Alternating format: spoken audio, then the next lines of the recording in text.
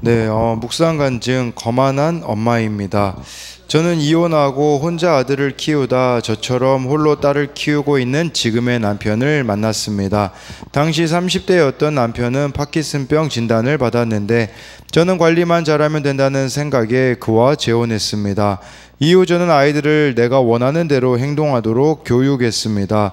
퇴근 후 싱크대에 설거지가 안 된 그릇들이 있으면 엄마는 힘들게 일하고 왔는데 너희는 집에서 하는 게 뭐냐며 불같이 화를 내고 소리를 질렀습니다.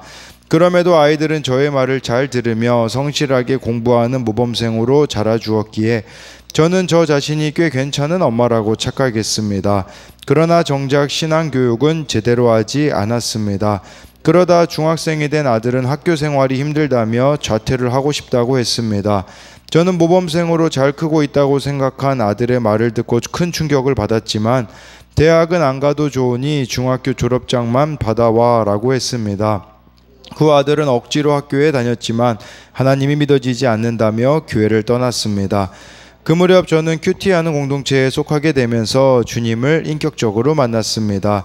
그리고 공동체에서 자녀들의 구원을 위해 사랑으로 섬기는 지체들을 보면서 저의 행동이 잘못되었음을 깨닫게 되었습니다.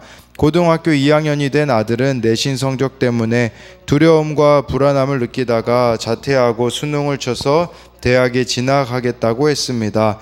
그제야 저는 지혜롭지 못해 자녀들에게 거만하게 행동한 것이 깨달아져 회개하게 되었습니다. 이후 저는 이 사건을 교회 공동체에 나누고 지체들의 권면에 따라 아들에게 상담을 받게 했습니다. 그리고 자녀들에게 엄마의 역할을 제대로 하지 않고 아이들에게 떠맡긴 것을 사과했습니다. 날마다 말씀으로 주의 교훈을 듣고 저의 이기심과 거만함을 회개함으로 지혜로운 엄마가 되기를 소원합니다. 이제라도 자녀들의 아픔을 채율하고 명철의 길을 행하게 하신 하나님께 감사드립니다. 적용하기입니다. 아들과 매일 30분 이상 대화하며 큐티한 내용을 나누겠습니다. 남편과 자녀들에게 집안일을 강요하지 않고 도와줄 수 있겠어? 라고 물어보겠습니다. 네, 여기 이렇게 나와 있듯이요. 정말 이런 사건이 없었다면 아들이 이 불안함, 두려움 때문에 자퇴하고 수능 쳐서 대학 진학하겠다고 했을 때 지금까지 자녀들에게 거만하게 행동한 것이 깨달아져 회개하게 되었다라고 하면서 이 사건을 교회 공동체에 나누고 지체들의 권면을 따라 아들에게 상담을 받게 하였고 엄마 역할을 제대로 하지 않은 거 아이들에게 또 이렇게 떠맡긴 것을 사과했다라고 하고 있습니다.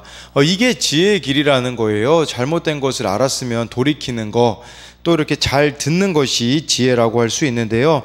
오늘은 잠언 9장 1절부터 18절인데 6절, 6절씩 묶어져 있다고 보시면 돼요. 1절부터 6절은 지혜의 초청, 그 다음에 이제 7절부터 또 남은 6절 같은 경우는 다양한 잠언 모음집이고요. 13절부터 18절까지 남은 6절은 이제 여인의 초대입니다. 여기서는 유혹하는 여인의 초대가 마치 지혜의 여인의 초대를 이렇게 따라하는 것 같은 그런 구성이 되어 있고요. 1절부터 3절을 보시면요. 지혜가 그의 집을 짓고 7 기둥을 다듬고 짐승을 잡으며 포도주를 혼합하여 상을 갖추고 자기의 여종을 보내어 성중 높은 곳에서 불러 이르기를 해서요.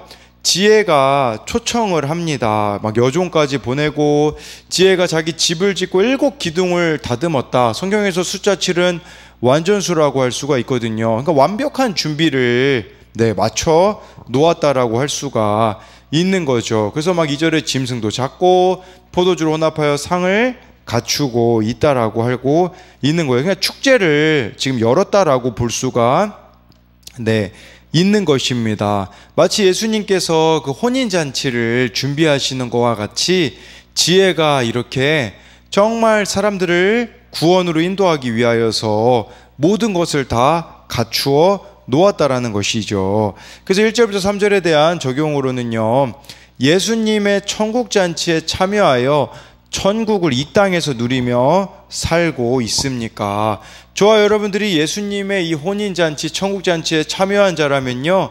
이 땅에서 천국을 맛보며 살아갈 수가 있는 것이에요. 이 지혜가 뭐 집을 짓고 7기둥을 다듬은 것은 이제 우리가 한번 그런 관점으로 보자는 거예요. 두 번째 적용 질문은 내가 집을 짓고 기둥을 다듬는 수고를 하며 교회에 소그룹 모임으로 초청해야 할 사람은 누구입니까? 우리가 교회 또는 교회 소그룹 모임에 정말 이렇게 집을 짓는 수고, 기둥을 다듬는 수고를 하면서 초청해야 될 사람이 누가 있는지도 한번 생각해 볼 수가 있는 것이겠죠. 4절부터 6절도 계속해서 이어지게 되는데요. 어리석은 자는 이리로 돌이키라. 또 지혜 없는 자에게 이르기를 너는 와서 내 식물을 먹으며 내 혼합한 포도주를 마시고 6절에 어리석음을 버리고 생명을 얻으라. 명철의 길을 행하라 하느니라. 누구를 초대하고 있습니까? 이게 중요해요. 4절에 보니까요, 두 종류의 사람을 초대합니다. 어리석은 자, 지혜 없는 자를 초대한다라는 거죠.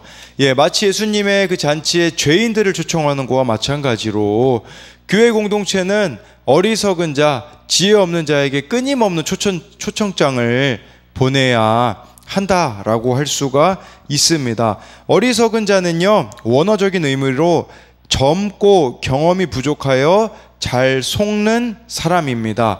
우리로 말하자면 누구겠습니까? 다음 세대들 아니겠습니까? 또는 청년이 아니겠습니까? 그들을 돌이키라고 초청하라는 겁니다. 또 지혜 없는 자를 초청하래요. 지혜 없는 자는 원어로요, 마음이 부족한 자입니다. 그러니까 속사람이 궁핍하고 의지가 부족한 사람, 더 쉽게 말하자면 이 시대에 누구겠습니까? 뭐 우울한 사람들, 여러 가지 결핍 가운데 있는 자들을 초청하라고 말씀해주고 있습니다. 그래서 그들을 불러가지고요, 6절에 어리석음을 버리고 생명을 얻고 명철의 길을 행하라고 이렇게 하라고 말씀해주고 있는 거죠. 대표적으로 사무엘상 22장 2절에 보면 다윗에게 모여들었던 사람들이 나오는데요. 말씀에 이렇게 나옵니다. 환난당한 모든 자와 빚진 모든 자와 마음이 원통한 자가 다 그에게로 모였고 그는 그들의 우두머리가 되었는데 그와 함께한 자가 400명 가량이었더라. 이들을 아둘람 공동체라고 표현을 하거든요. 다윗이 사울 왕에게 쫓길 때 모여든 자가 어떤 자들이었습니까? 환난당한 자, 빚진 자, 마음이 원통한 자라고 말씀해주고 있어요. 교회는 어떤 자들이 모여야 되겠습니까? 동일하다라는 것이겠죠. 이들, 하나님의 은혜가 필요한 이들을 불러 모아 그들을 배부르게 하는 것이 바로 교회의 공동체다라고 할 수가 있는 것입니다. 그래서 이런 자들에게 우리가 관심을 가져야겠죠. 이걸 하기 싫으니까 교회 안에서 어떤 일이 벌어집니까? 끼리끼리 놀게 되어지는 거예요. 끼리끼리는 교회에서는 통할 수가 없는 것임을 알아야 합니다. 4절부터 6절에 대한 적용으로는요, 나는 어떤 사람들과 어울리기를 좋아합니까? 어리석고 지혜 없는 지체를 보면 그를 긍휼히 여기기보다 부하가 먼저 치밀진 않습니까? 이 부분을 우리가 생각해 봐야겠죠. 7절부터 이제 9절까지를 보면요, 거만한 자는 자를 징계하는 자는 도리어 능욕을 받고 악인을 책망하는 자는 도리어 흠이 잡히느니라. 거만한 자를 책망하지 말라. 그가 너를 미워할까 두려우니라. 지혜 있는 자를 책망하라. 그가 너를 사랑하리라. 지혜 있는 자에게 교훈을 더하라. 그가 더욱 지혜로워질 것이요 의로운 사람을 가르치라. 그의 학식이 더하리라. 거만한 자를 징계하잖아요. 그럼 능욕을 받게 된대요. 그 말한 사람이요. 왜냐하면 거만한 사람 말을 안 듣거든요. 징계를 안 받으려고 하거든요. 악인을 책망하는 자는 오히려 흠이 잡힌다라는 것은요, 악인을 이렇게 책망하면 악인이 그걸 받아들이지 못하기 때문에 막 상처로 간직하게 되어지는 필요한 말이거든요. 근데 그 필요한 말을 상처로 받아들이는 자가 바로 악인이다 라고 이렇게 말씀해주고 있는 것이에요. 그러니까 이 거만한 자의 특징이 뭐겠습니까? 자기 확신에 가득 차가지고요, 아무의 말도 듣지 않습니다. 성공한 사람일수록 더 거만한 자에 가깝게 되어져요. 내가 이렇게 열심히 해서 성공했으니 다른 사람의 말을 듣겠습니까? 듣지 않겠다라는 것을 우리가 알 수가 있는 것이겠죠. 거만한 자는요, 하나님을 알지 못하기 때문에 자기 한계도 모르고 자기 확신에 가득 차 있기 때문에 듣지 않습니다. 심지어 화까지도 내는 이 지혜 초청을 거부하는 자라고 볼 수가 있겠죠. 반대로 지혜로운 자는 어떤 자입니까? 9절에 나와 있잖아요. 교훈을 더하라. 이 사람들은요, 훈계를 잘 받는 자들이다 라고 말씀해 주고 있어요. 그래서 의인은 또 여기 보니까요, 의로운 사람을 가르치면 학식이 더한다. 지혜로운 자와 의인의 특징이 뭘까요? 항상 배우려는 열망이 있는 것입니다. 그래서 어떤 말을 들어도 이게 들어야 될 말이구나 하면서 배우는 것이고, 어떤 사건이 있어도 마땅히 나에게 있어야 될 사건이구나 하면서 배우는데, 여러분, 제자라는 단어가 헬라어로 마데테스라고 하거든요. 예수님의 제자할 때 그 제자라는 단어가요, 배우는 자라는 의미가 있어요. 원어적인 의미로. 저와 여러분들이 예수님의 제자라면 매일매일 배우는 것입니다. 오늘 나에게 하나님께서 사람들을 통해서, 말씀을 통해서 가르쳐 주시기 때문에 그것을 잘 배우며 살아가는 자들이라는 거예요. 이러한 자들은요, 자신의 연약함과 죄를 고백하는 사람으로 주님이 도와주시는 인생이 된다라고 할 수가 있는 것이에요. 그래서 9절 말씀이 또 세번역 성경엔 이렇게 나와 있더라고요.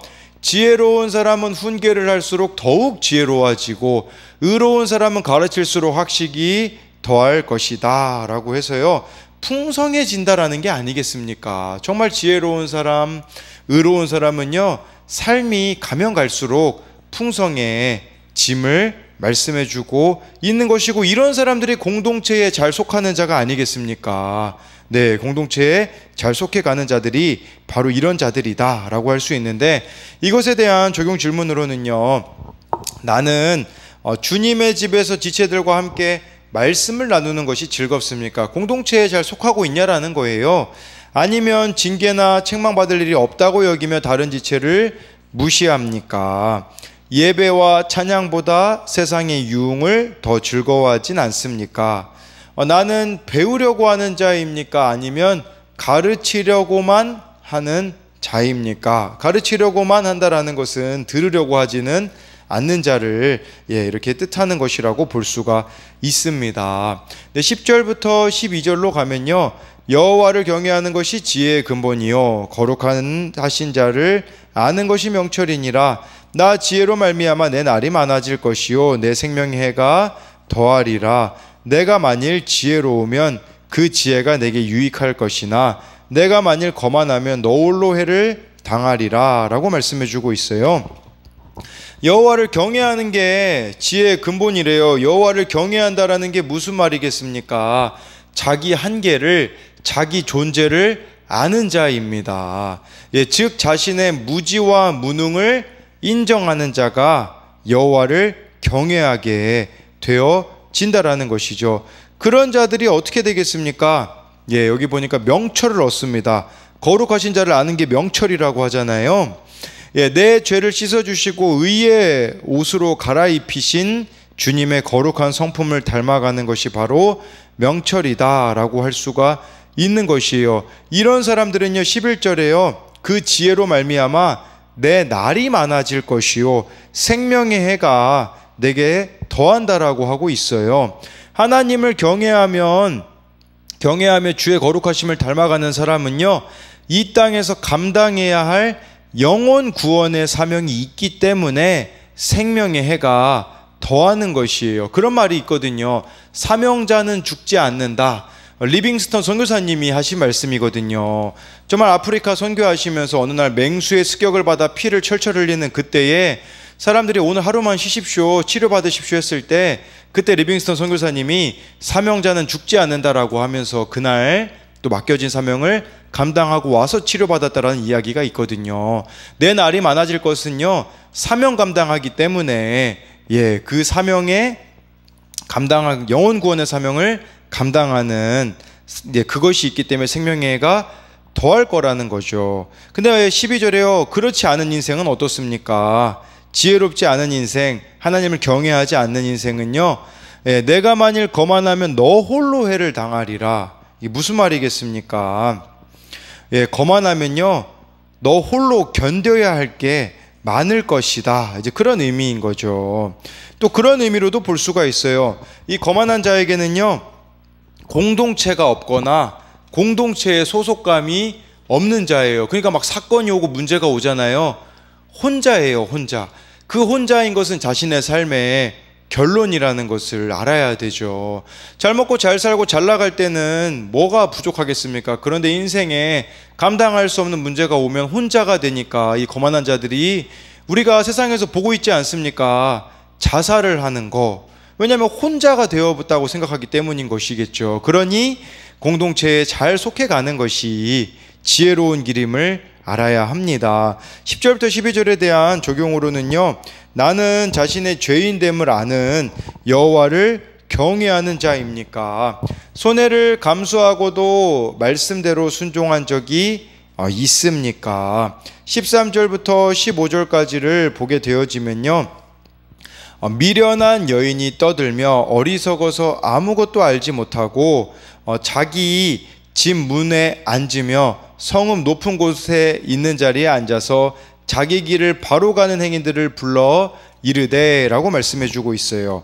예, 여기서부터 이제 18절까지는 미련한 여인이요, 지혜로운 자를 따라하고 있습니다. 뭐라고 따라하냐면요, 이 미련한 여인은요, 13절에 보니까요, 어리석어서 떠들다라는 것은 수다스럽다라는 뜻이에요. 말이 너무 많아요. 예, 또 어리석어서 아무것도 알지 못한다라는 거죠. 그러니까 이 여인은 소란을 피우며 분별력 없이 무지를 드러내고 있고요. 아무것도 알지 못한다라는 것은 알아야 할 것을 모른다라는 뜻이겠죠. 이 아무것도 알지 못하는 게 우리에게는 무엇이 될 수 있겠습니까? 예수 그리스도를 알지 못하는 것이에요. 그런 자들은요, 14절에 보니까요, 이 지혜로운 여인이 막 지혜로운 자가 초청하듯이 있잖아요. 예, 막 성읍 높은 곳에 문에 앉기도 하고 자리에 앉으면서 수많은 사람을 유혹하고 있는 것이, 어떤 자를 유혹하냐? 15절에 나와 있잖아요. 자기 길을 바로 가는 행인들을 유혹한다라는 것이에요. 그러니까 똑바로 자기 길을 가고 있는 사람들을 불러다가 쾌락의 자리로 유혹한다라는 것을 말씀해주고 있는 것이겠죠. 우리도 이 유혹을 받을 수 있다라는 것을 기억하셔야 돼요. 예, 이 말씀의 길을 바로 가고 있는 자들을 끊임없이 이 미련한 여인이 유혹하고 있다라는 것을 이 말씀을 통해 볼 수가 있는 것이죠. 마지막으로 16절부터 18절까지를 보면요, 어리석은 자는 이리로 돌이키라. 또 지혜 없는 자에게 이르기를 도둑질한 물이 달고 몰래 먹는 떡이 맛이 있다 하는도다. 18절에 오직 그 어리석은 자는 죽은 자들이 거기 있는 것과 그의 객들이 스올 깊은 곳에 있는 것을 알지 못하느니라 라고 말씀해주고 있어요. 어리석은 여인은요, 지혜처럼 어리석은 자와 지혜 없는 자를 불러서 초청을 합니다.